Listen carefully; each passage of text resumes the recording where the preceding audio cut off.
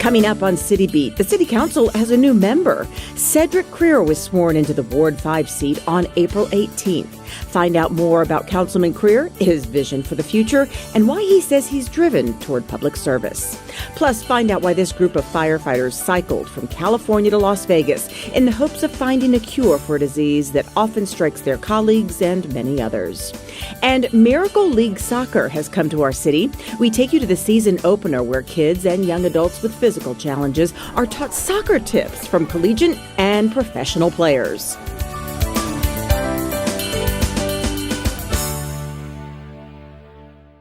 Hi, everybody, and welcome to City Beat. I'm your host, Nancy Byrne, and we are coming to you from City Hall. A little bit later on, we're going to show you the latest exhibit here, which is called Vessels Redo Sculptural Boxes. You know, it wasn't too long ago right here at City Hall that our newest City Council member was sworn into office, Cedric Creer. We sat down with him recently and found out that he may be new to this position, but he's not new to public service. In fact, he says it's in his blood. It was less than a week since Cedric Creer was officially sworn into office, and he was in the KCLV TV studios getting ready for his first Access City Council show. Meeting the crew, like producer Sue Levitt, they shared stories of being born and raised in Las Vegas. I was born and raised here. Yeah, me too. Okay, what high school? I went to Gorman. Okay, Where'd you go to school? Vegas. You went to Vegas? And getting the lay of the land from communications director and Access host David Riggleman. What we'll do, Councilman, is we'll go through the videos and everything so you'll kind of see what we're going to talk about. All right, here we go. We're ready. Although it was his first Access show, it was clear by the number of events covered, this is a city councilman who hit the ground running, starting with his oath of office at the April 18th City Council meeting. I do. Thank you.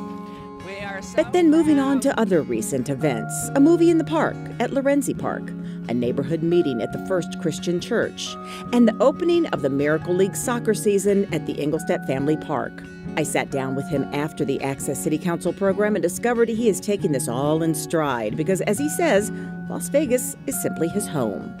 It's been great to really reach out and talk to a wide constituency of neighbors. You know, I say everyone in Ward 5 is my neighbor because it's true. I might live in a certain area and you might live a bit further in Ward 5, but you're still my neighbor. His comfort in this new position may also be born out of the fact that he's not new to public service. He was elected to the University Board of Regents in 2006 and again in 2012. And he was appointed to the City of Las Vegas Planning Commission in 2015.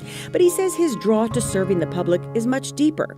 It's a family tradition. Many know that my father was a doctor in town. He's the second black doctor in Nevada. And I grew up in a home where it was a very community home. You know, you went to see my father if you were sick, but you also went to see him if you had issues. You talked about things and you needed assistance with something, you came to my father. My father was very engaged in the community, trying to combat a lot of the issues that are happening, working with other leaders in the community. And so I saw that. I grew up with that. Family remains at the core of his life, as you could clearly see from the number of family members that surrounded him as he was sworn into the city council seat. From his wife, who was his college sweetheart, to his mother-in-law, who flew in from New Orleans, to his daughter, who traveled from school in Washington, D.C. Man, what a blessing to have my family with me and to have my daughter, who was in college at Howard University in Washington, D.C. She was there with me, and that was put it over the top to have her standing with me. Now, he says he intends to focus on the issues that affect the city and Ward 5 specifically. The city, as big as it is still a very small city. And going back to my ward, I think are challenges of getting people employed, educated, keeping them safe is important. We have a very big homeless issue that we need to address head on. We are not going to shy away from it, and we're going to make a demonstrable difference by the time that we have stepped into this office on a Wednesday to when we leave this office, whenever that may be. I asked our councilman what he would like to say to those who voted for him, and he said thank you. He's humbled by gaining their trust. And I asked him what he would say to those who didn't vote for him, and he said, thank you for caring enough about your community to get out there and vote. And he knows that once they get to know him, he will gain their trust as well. Congratulations, Councilman Cedric Creer. Well, 5 years after its opening, the Mob Museum has opened a new exhibit that's sure to appeal to the thirsty tourists and residents alike. It's the Mob Museum's Speakeasy and Distillery. The 1920s themed underground bar opened on April 19th with all kinds of dignitaries on hand to enjoy the exhibition documenting the Prohibition era. Mayor Carolyn Goodman and former Mayor Oscar Goodman were front and center when Mob Museum President and CEO Jonathan Ullman offered up a toast to the grand opening. Our own city council members, Michelle Fiore and Stavros Anthony, were also on hand to take in the speakeasy. To go along with the theme, cocktails include house-brewed beer and moonshine made on-site from corn mash. But aside from grabbing some drinks, you can also learn a little about the Prohibition era in an exhibit that includes vintage film clips and artifacts. The Mob Museum is located at 300 Stewart Avenue. For more information on the museum and the new speakeasy, go to themobmuseum.org. Well, sticking now with the museum theme and a Las Vegas theme, there's a new Hall of Fame that opened in the Arts District dedicated to the art of burlesque. We were there for the grand opening.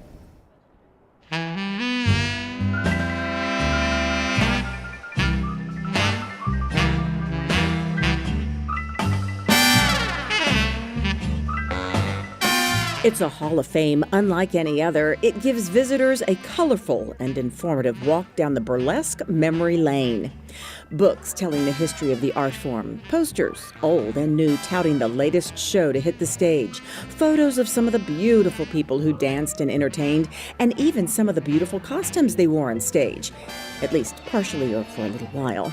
Here for the grand reopening of the Hall of Fame were performers mingling and sharing stories of their entertainment experiences.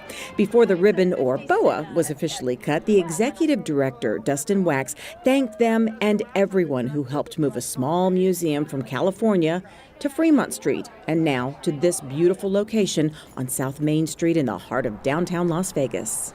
Thanks to the support of so many of the performers around you that you see, the burlesque community has really been behind us, and it's just really exciting for me to be here personally, and really excited for the Burlesque Hall of Fame to be opening here on Main Street. And with a proclamation from Mayor Carolyn Goodman, the doors were open to the public with promises of wonderful memorabilia, book signings, burlesque classes, and appearances by legends of the art.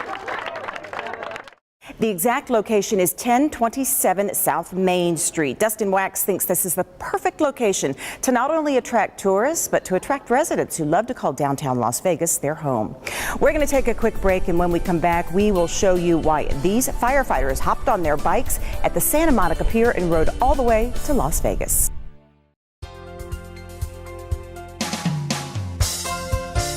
Congratulations to the City of Las Vegas Employee of the Month, Lee Jaskowski. Lee has been a valuable asset to the Public Works team at the Water Pollution Control Facility for more than 2 decades. Lee is known as the go-to mechanic at the plant and is regularly sought out for his opinions and expertise on a wide variety of topics. He's not only one who diligently completes his assignments in a timely manner, he is always willing to step in where needed to help others complete theirs. Lee is involved in many new and ongoing projects, and he often offers solutions that benefit our residents. He can spot a potential problem in the design phase of a project and is right there to offer a solution, avoiding added expense to the city and our residents. Because of Lee's teaching and coaching, he's making sure our water pollution control facility is in good hands for many years to come. Congratulations to the City of Las Vegas Employee of the Month, Lee Jaskowski.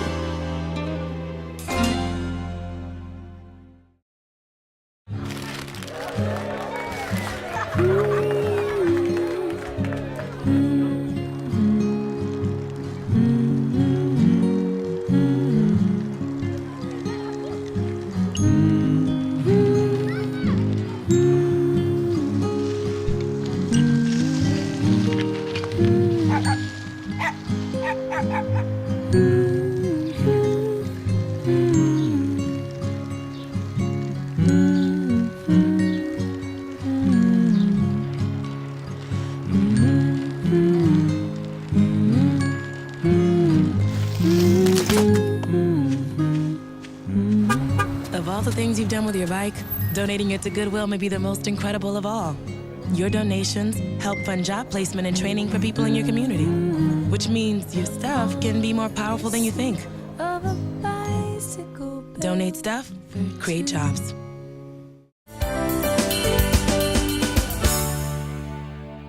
Welcome back to City Beat from Las Vegas City Hall. A little bit later on, we're going to show you the latest art exhibit located right here in the lobby.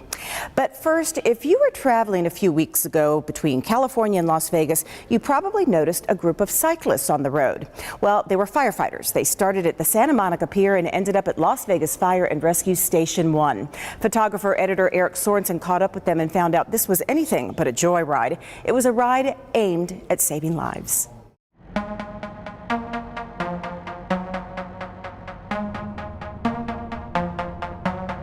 Today is our premier pilot event for the Firefighter Cancer Sport Network. It's Surf to the Strip cycling ride. We have cyclists leaving the Santa Monica Pier through the Cajon Pass, all through the high desert, and then today they're going to end at Las Vegas Fire Station 1.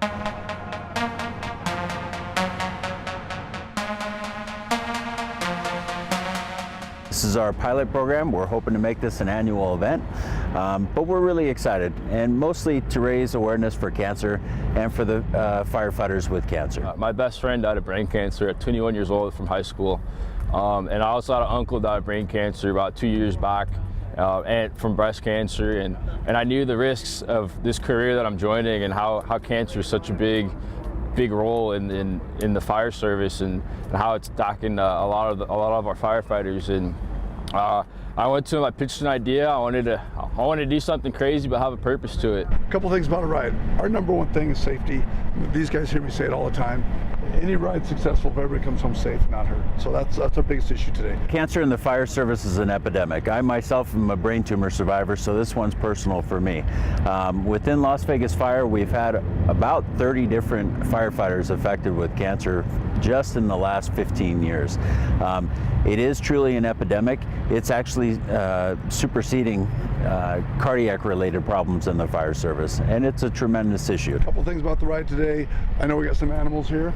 If the fast guys can slow it down and the slow guys speed it up, we'll try to keep it together a little. It's just easier for our SAC support to do that. You know, we're going to break some gaps probably today, and if we keep that front to back shortened up, it's a little bit easier for him. I'm happy to be out here. I'm looking forward to riding with the Strip with the Las Vegas firefighters, and it should be a great day, beautiful weather. I'm stoked, I can't wait. Basically level to a climb to Jean, and then past Jean, more climbing. Then about 7-8 miles past Jean, we're going to go under a tunnel, like the railroad bridge, and then it's downhill all the way to Station 1.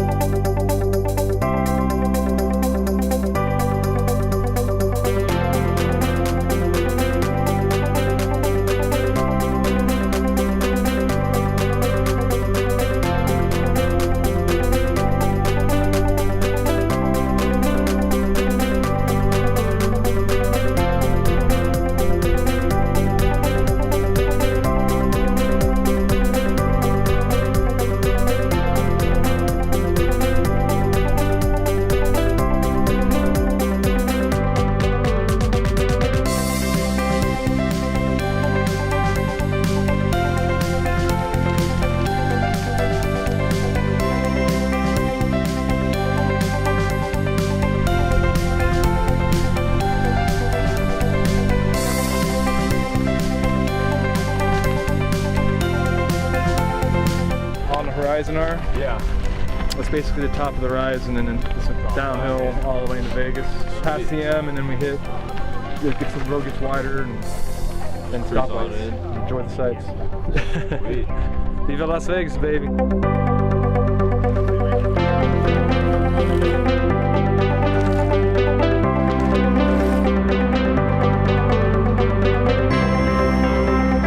Most of these guys we rode from Santa Monica, California to here. 4 days. This is our last day. Oh, is that right? Yeah, they're raising awareness and money for cancer. That's right. That's right. That's a beautiful thing.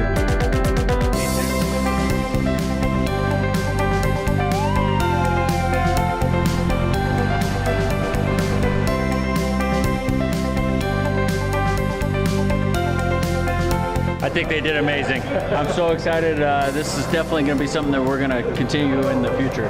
I think just the amount of dedication and support we got from these guys really has hit a real close place in my heart, especially as a cancer survivor. Well done. It was awesome. Getting together with some firefighters, for a good event like this, it was awesome. Thank you, Las Vegas, City of Las Vegas Fire Department, everybody that put their hands into this. Thank you from the bottom of my heart. Thank you, Eric Sorensen, for that story, and a big thank you to all those firefighters for such a selfless ride.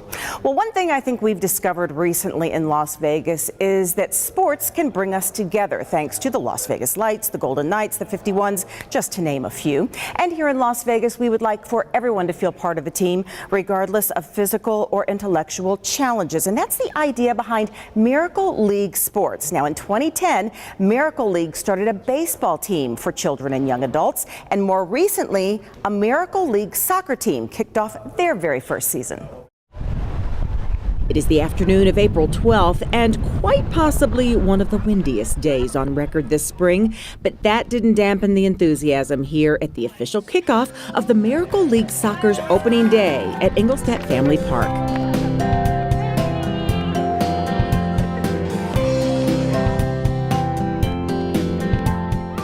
We have been fortunate enough to have a Miracle League baseball team in Las Vegas since 2010, but this is day one for Miracle League Soccer. Now all the kids and young adults, regardless of their physical challenges, can get out to this state-of-the-art field and play the ever-growing popular sport of soccer. This is our inaugural opening day for soccer, and we hope to grow the program as we have the baseball program. I have 225 players in my baseball league. We started out with 66. We're starting out with 28 soccer players, and hopefully we'll be up to 225 of those too. There were some pretty special people on hand to help these athletes kick off the season, like members of our Las Vegas Lights soccer team. They represent exactly what we want to represent. They want to represent helping and making this a better community, and making it a better community through sports and through soccer. So thank you to Miracle League. UNLV was also here to share their soccer tips with the kids. My UNLV women's soccer team and my UNLV men's soccer team, and we have some great supporters with our soccer foundation, and like I said, it's just such a privilege, and Tim McGarry and Chris Engelstad, they've been wonderful supporters of ours, and we just want to play a little small part. Fun. This is what sports is all about. Sports is the great unifier, and it's our privilege to be able to play a really small role.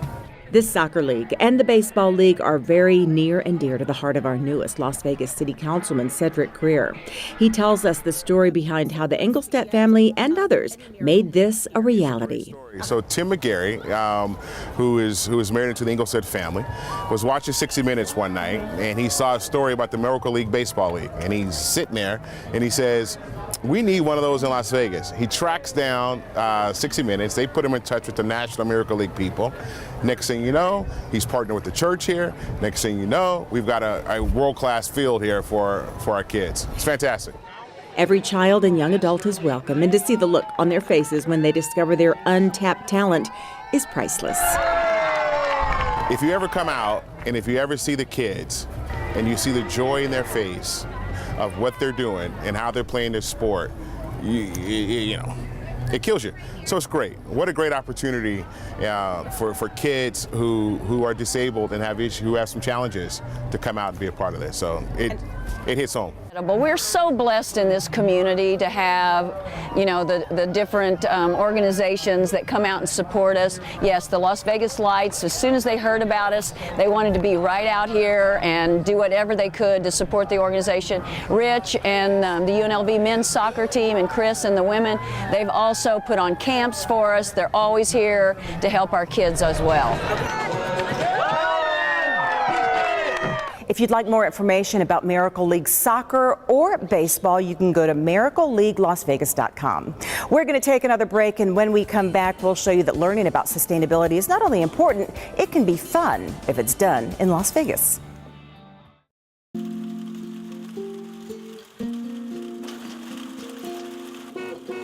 Dad's home! The smallest moments can have the biggest impact on a child's life.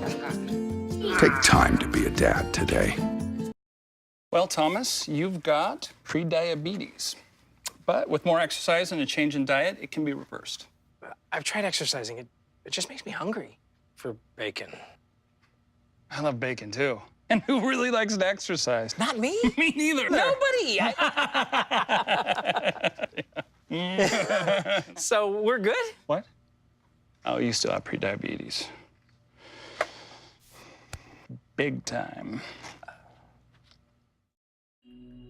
They say you don't have to be so strong, but this is my mother, my purpose. Strength is not optional. See, I lift her now like she raised me then, so I know my strength is super, but I'm still human. Oh, look who's here.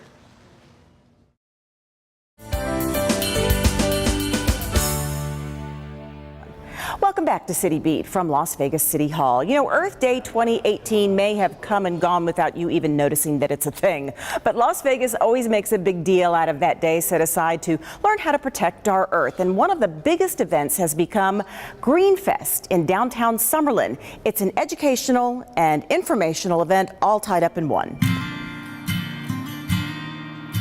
Here is a beautiful bird's eye view of our community coming out to celebrate the Earth and making sure it's fit for generations to come. In fact, that's one of the main reasons we saw generations attending Greenfest in downtown Summerlin. Because we only have one Earth. You know, they're going to be here longer than I'm going to be here, and I want it to be a nice, clean Earth. This is all we got. Yeah, I want to leave a better planet than what I came with for my kids.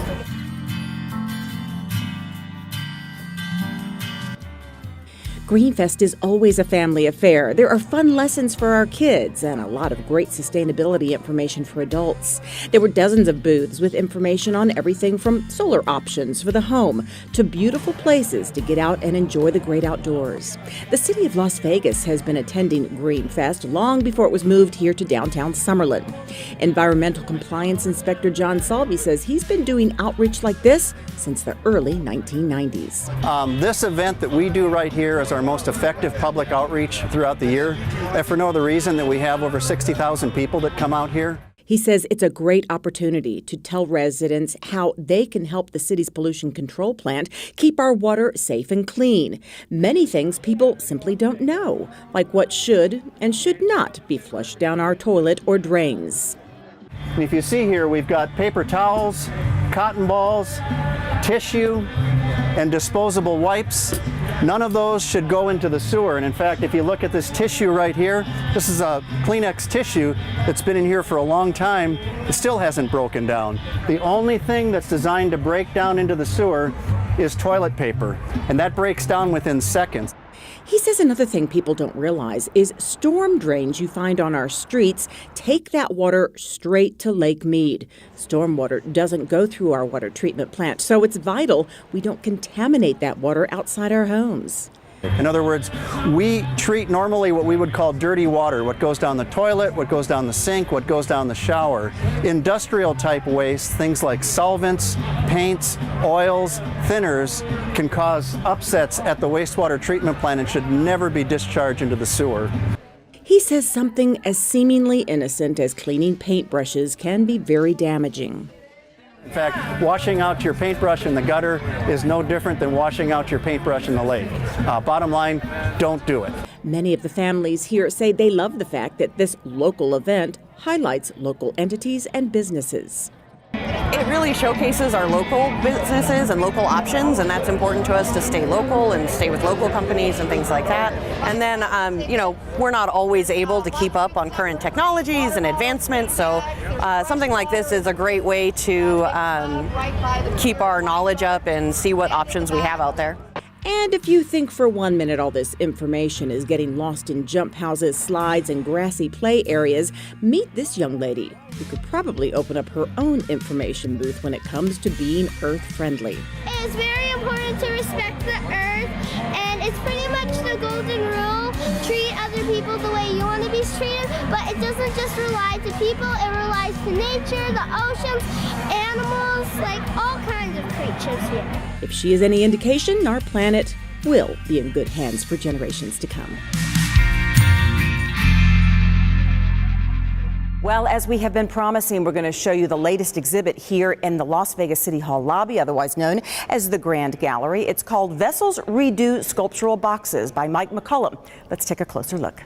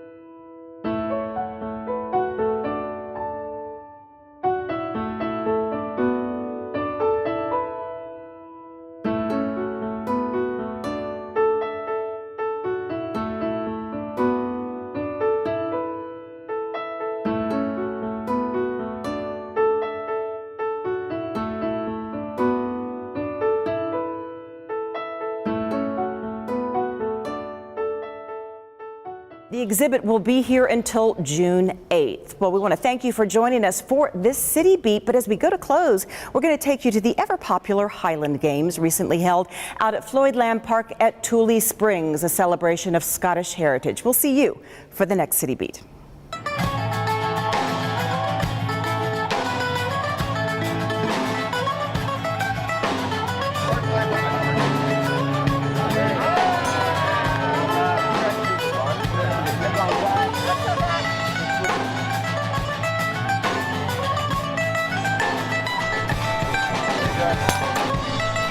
So there, progress to the 1 turn, then the 2 turn was seen.